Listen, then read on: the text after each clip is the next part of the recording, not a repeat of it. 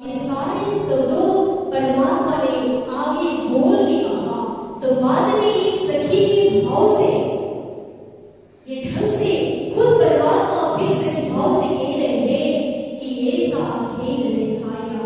हे परब्रह्म परमात्मा, हे परमात्मा स्वरूप धने, मैं तो संसार में आके अब भूल चुकी हूँ।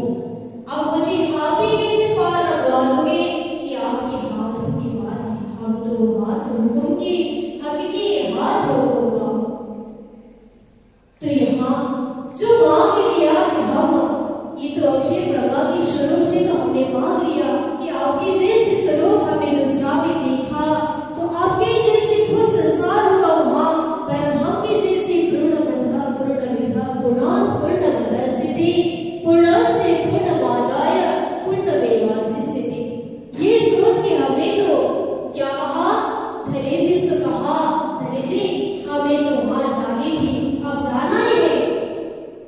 आप ही जैसे हम इतना है ये खेल देखने के लिए आ चुके परमात्मा। हमने अपनी इच्छा अपनी मांग में आपके माध्यम से पूरी कर ली। अब कैसे अरज करूं हे धाम धने, हे करुणा करो परमात्मा। अब मैं आपको मांगने के लिए कैसे तैयार हूं कि परमात्मा के धाम में रहेंगे तो मैंने आपसे मांग लिया।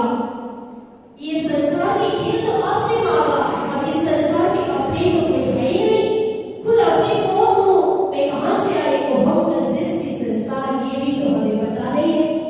अब क्या करूं? आप ही खुद मुझे बताइए।